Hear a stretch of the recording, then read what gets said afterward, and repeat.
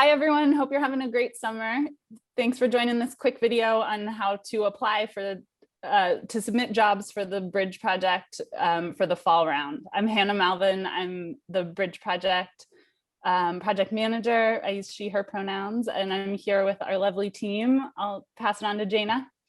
Hi, everyone. My name is Jana Reed. I am Senior Program Manager with the Greening Youth Foundation and part of the Bridge Project team.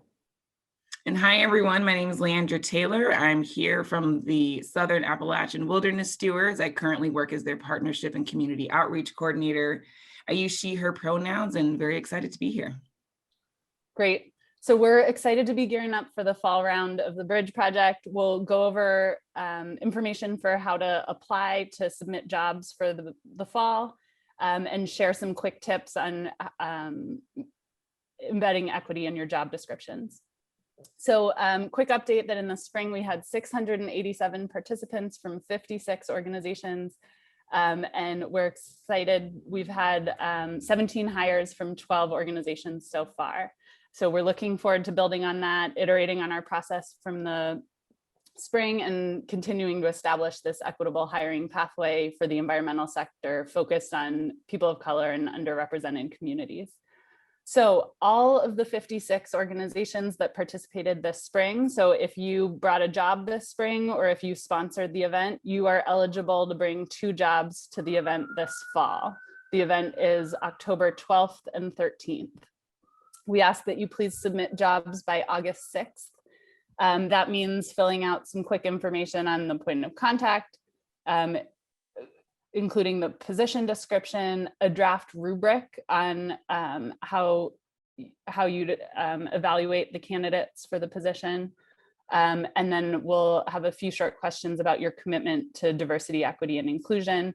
We'll follow up on those. We'll connect with you the following week to make sure we are clear on what you've submitted, and we'll be compiling those. We this year are also going to add a video component. So last time candidates had to sort through a really heavy PDF of lots of job descriptions, and they may not have known who all of the organizations were or really what all the jobs meant. So we're going to do quick videos, like 1 minute, just to get a flavor of who you are and what the opportunity would be like. So we're excited to for candidates to be learning more about the organizations that are submitting jobs.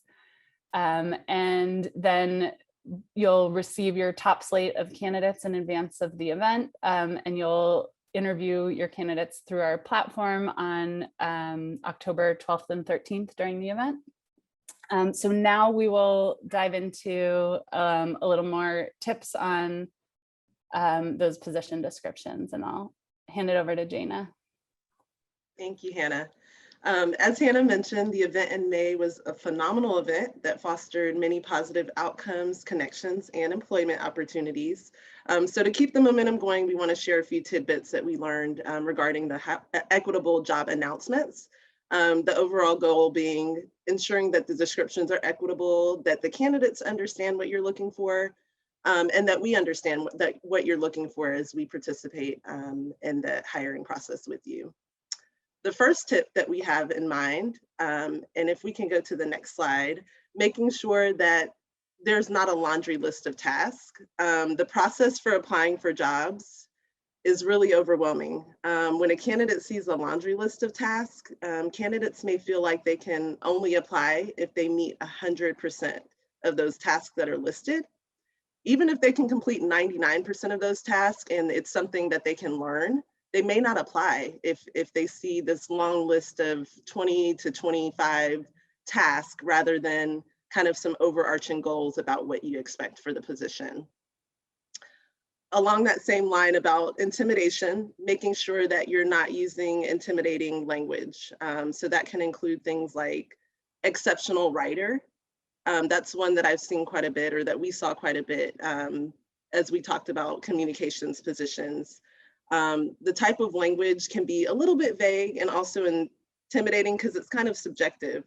So I mean, like, what makes me an exceptional writer? Is it that I have like a master's degree in writing, or is it that I'm really passionate about it? So I think something that can help with that too is just talking about maybe some specific skills that you're looking for, like ability to effectively post a blog or social media or website messaging. So just actually specifically speaking to why that person would need to write well, and not necessarily just leaving it as that blanket statement of exceptional writer.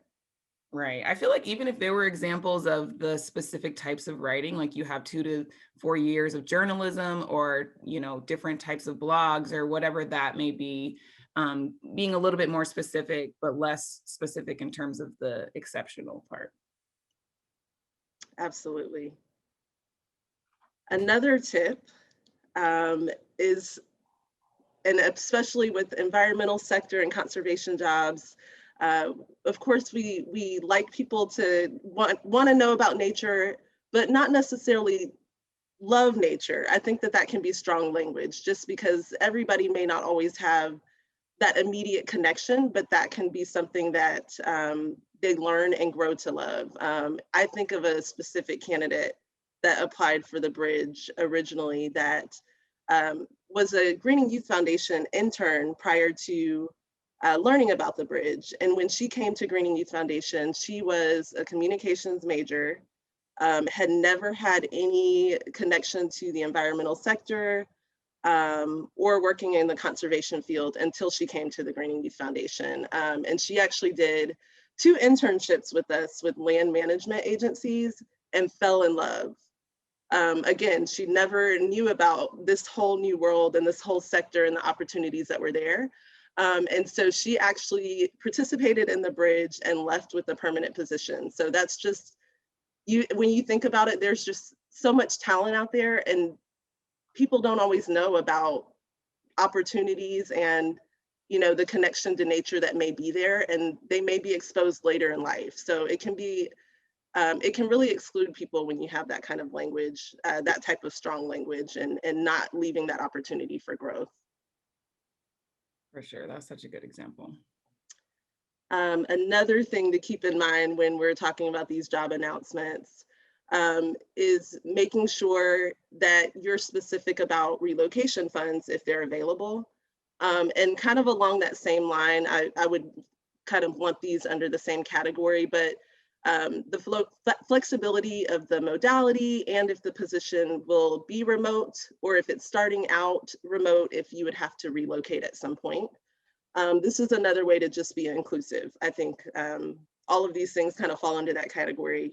You may have a phenomenal candidate who may need additional support to make the transition if they have to relocate. And then particularly in our work modalities right now, they've been so ever-changing over the last couple of years. So I think it really shows consideration and appreciation of the potential candidate. And if they have families, they really have to think about what that's going to look like in making that decision. And then along the same line of just being considerate of the employee or the potential candidates and what they have to consider, being specific about benefits. Benefits are a really important way to incentivize a candidate for consideration for a role. And again, they have families. They have to think about what benefits are available, what flexibility is available, and considering not just themselves, but if they have family or children or whatever that might be. For sure. And then there are a couple of other tidbits that I will pass on to Leandra to talk a little bit more about.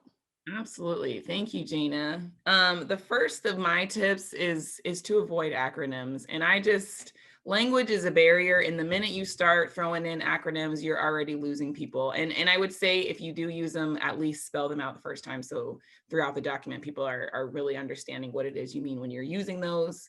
And the next one, upward movement opportunities, I think is almost as important as the benefits, is knowing once you land this job, what are going to be the opportunities for me to grow with this organization? And if not with you, are you going to be supporting me in my next endeavor? And I think that there is plenty of space to share what your organization offers and how you plan to invest in people. So I don't think that you should be shy about what you offer people for their resume and for their skill sets. And I know Jana touched kind of on the task list, but I feel like tasks are separate from skills and duties. And skills, I feel like is, what are you bringing in or what are you going to be learning at that job versus the duties is what are you actually going to be doing? And one of the reasons I feel like the laundry list of tasks can be intimidating, not only because people will eliminate themselves from the process from the get-go, but also I feel like sometimes you don't even end up doing all the things on the task list. So it's kind of intimidating for no reason. And so I feel like when you're going through your descriptions and you're talking about the tasks that are going to be done during this job, I would really say boil it down to the most important ones, if not the ones that are definitely going to be a part of the job. Because I feel like that in itself can be a bit intimidating to see a list of things, especially if you haven't already done them. Yeah, and on that one, this is unique in our process because you're handing over the vetting process to us for part of it, and then we hand it back to you. So this is both about communicating to the candidates what you're looking for and communicating to us. And we've thought about, should we be having separate conversations to make sure that we understand what the job description says so that we can evaluate it properly. And we shouldn't really have to have a secret code to know which pieces are important of the job description. It should be evident in the job description itself so that the candidates can look through and see what could be good for them.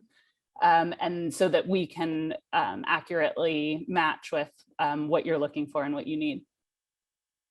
Yes, absolutely, Hannah. Thank you. I feel like we saw some of that this last time when we were going through some of the skills. There were very specific job descriptions and we matched candidates and then got the reaction of like, oh, well, we would have been okay because we were going to teach them this, this, and this. So if there's something that you're going to be teaching them after they are hired, I would say that wouldn't be a required skill if you plan to teach them that later. And I think you touched on remote versus on-site, Jana, but I think as we're going through the pandemic, if we could be specific about how long the position will be remote, if it's permanently remote versus if it is during the duration of the pandemic, and what the ratio of on-site versus remote is going to be, which also ties into the percentage of the travel that'll be required for the job. So I think also one of the things that I learned when I joined SAW's team and we were going through our hiring process is that there is a difference between the things that we needed versus the things that we wanted. And some employers are a lot more specific and detailed, but I don't think that those were all things that were needed because the matching process showed that there were people that had the majority of those skill sets and the rest would be taught to them if they weren't already coming prepared.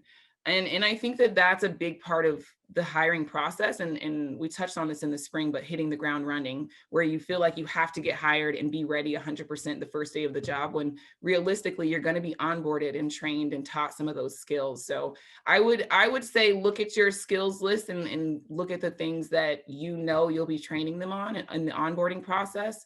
And if that is something super crucial, then yes, keep it on there. But if not, I feel like that's a not necessarily a need, it's a want. And I just put in an extra exclamation mark on really interrogate those needs. Is it a real need?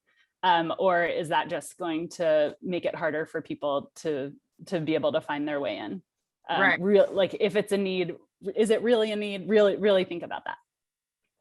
Yeah. And I think some of those needs, a love for nature and like a passion for like, those aren't needs, those are wants. And those are also things that can be formed organically throughout that job, especially a relationship with nature. And I feel like it's a barrier to put up a love for nature as a requirement when not everybody has that same access or knowledge about what's available in this field or what they can do in this field. one of my favorite topics, transferable skills, because I feel like, we all think we need the environmental degree to be in this field when really we need them all. We need all the degrees, all the skills to fill in all those skill sets. But I think people who transfer from outside of this field don't realize where they fit in because they don't see their skill sets transferring. And so I'll give an example. And when I started on the team at SAWS, we were kind of going through our hiring process and looking at our position descriptions. And one of the things I noticed was that we were requiring 6 to 8 weeks of backcountry experience, which is really specific. And not everybody has that time or exposure to that type of experience. And we realized that it is transferable or equitable to having backpacking experience or being knowledgeable in the backcountry or the front country. And also realizing we would have a 6-week leadership training. And so I realized we should focus more on our leaderships, who the candidates were that were coming in with the soft skills that we wouldn't be focusing on as much in our training, the leadership skills, versus the candidates that were coming in with a lot more trail crew experience and the hard skills that we would already be teaching in that 6-week training anyways. So for example, we got a candidate that came in and had a bunch of experience in college, coordinating different groups and different organizations up to 300 people. For me, that shines as a leader. And I know that he might have the trail experience, and then we're going to go on to train them on the hard skills to match that leadership skill that they come with. And so that's a transferable skill. And it's also something that we realized was a barrier that we were placing just based off of how much experience we were asking for in comparison to what we would also be teaching them and giving them when they got here. That one was kind of long-winded, but I feel like transferable skills are really important. So, and that kind of goes to our last bullet, which is preferred and transferable degrees. If there is a specific degree that you're looking for, it definitely helps to have a transferable degree or equivalency of skills that can be transferred. So it might be 4 years of farming experience could be equivalent to an agriculture degree or however that lines up for your job. But I feel like if it's not required, don't put it on there because people are going to eliminate themselves just off of not having the degree when they might have 10 years experience in that position that you're looking for. So don't limit yourself based off of your really stiff requirements. So those are the tips that we had for you guys today. I don't know, Hannah and Jana, if there's anything else you want to throw in there. We're really excited to have you all back and cannot wait to see the positions that you bring. And we just want to create an equitable space so that everyone's on the same page about what we're looking for so that we can cross that bridge together.